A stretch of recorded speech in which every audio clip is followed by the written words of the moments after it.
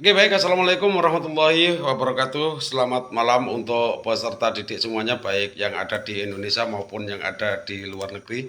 Semoga kita selalu dirahmati Allah dan selalu diberikan keberkahan ya. Ini saya akan membahas beberapa masalah. Ini satu pertanyaan ya, pertanyaan dari penterapis luar sana.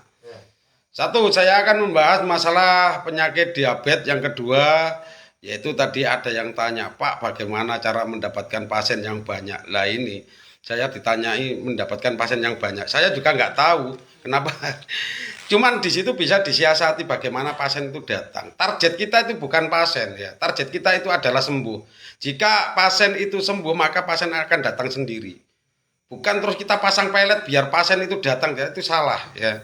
Jadi targetnya adalah pasien Anda sembuh. Kalau pasien Anda sembuh, baru pasien yang lain itu akan datang. Karena pasien itu mencari kesembuhan, ya, bukan mencari istilahnya profesional, bukan mencari sertifikat, bukan itu nonsens semuanya. Atau tulisan yang gede-gede percuma kalau pasiennya nggak sembuh, nggak akan datang. Baik, saya akan bahas masalah diabetes dulu. Orang tanya, tadi ada satu penterapis tanya kepada saya, Pak, bagaimana kalau orang diabetes apa boleh dibekam? Ya boleh. Andai kata orang diabetes tidak boleh dibekam, pasti ada hadisnya, karena bekam itu berdasarkan hadis, bukan berdasar medis ya. Yang tidak memperbolehkan itu adalah medis, bukan hadis. Makanya diabetes tetap saya membekamnya, berapapun itu diabetesnya, tergantung dari keahlian penterapisnya.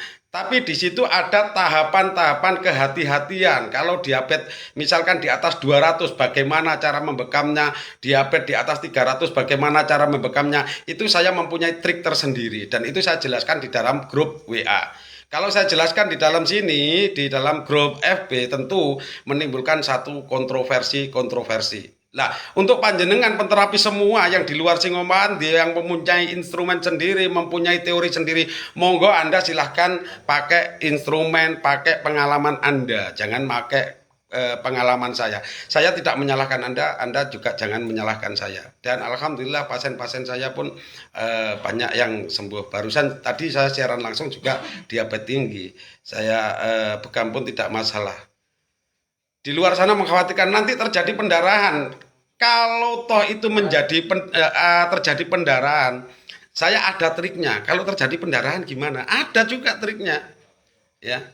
Dan itu juga saya jelaskan secara rinci biar tidak terjadi pendarahan itu gimana ya. Jadi diabetes saya membekam berapapun itu diabetesnya, walaupun sudah luka, saya tidak masalah karena bekam itu adalah likulidain untuk segala macam penyakit. Tidak ada pelarangan, tidak ada satu hadis pun yang melarang membekam diabetes.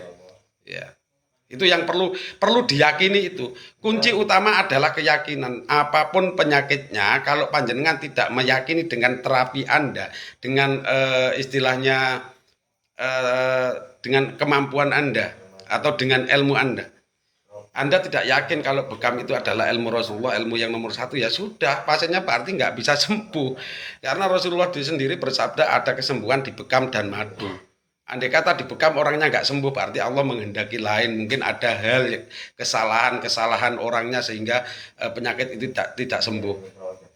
Dan orang yang dibekam tidak sembuh itu bukan dari bekamnya, bukan dari bekamnya, bukan dari titiknya.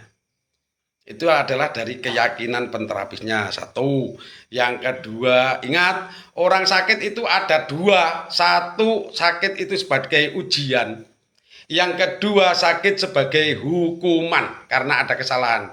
Kalau sakit sebagai ujian, biasanya cepat atau gampang menemukan obat. Tapi kalau itu adalah satu hukuman, yang namanya hukuman kan harus dijalani, ya sudah jalani itu ya. Tapi ada caranya bagaimana kalau menemukan pasien yang sakitnya itu adalah hukuman, itu ada caranya ya.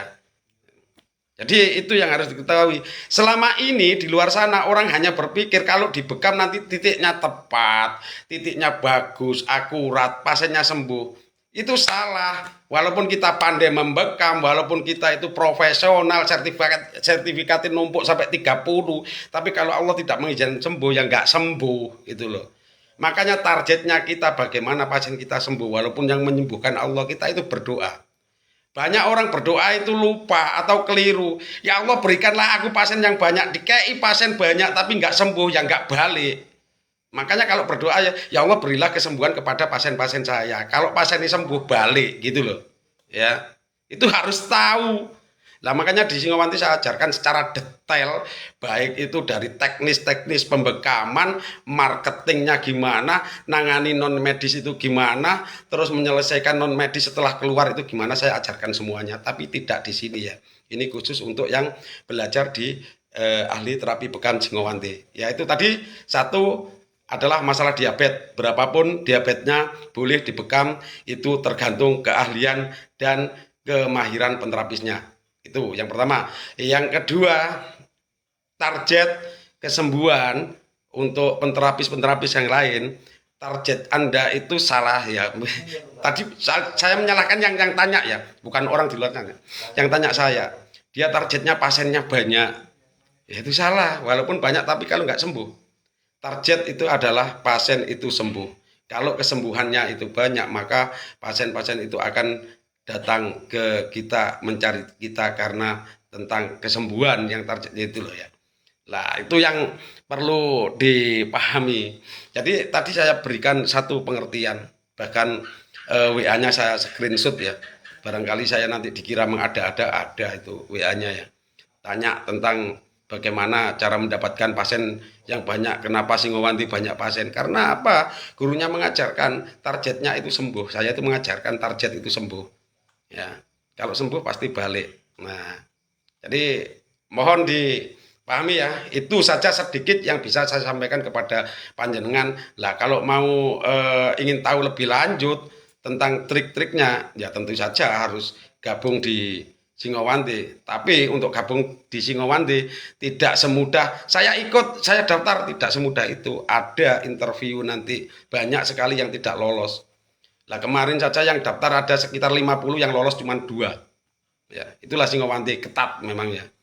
Kalau di Singowanti sudah gabung terus nggak mau nyimak dalam 24 jam nggak disimak VN saya, keluar. Gitu. Makanya saya membentuk orang itu membentuk karakter penterapis yang ada di Singowanti itu keras, semangat, ya, disiplin. Nggak disiplin ya buang, buat apa? Buang-buang mulut, buang-buang abab, buang-buang data saja ya.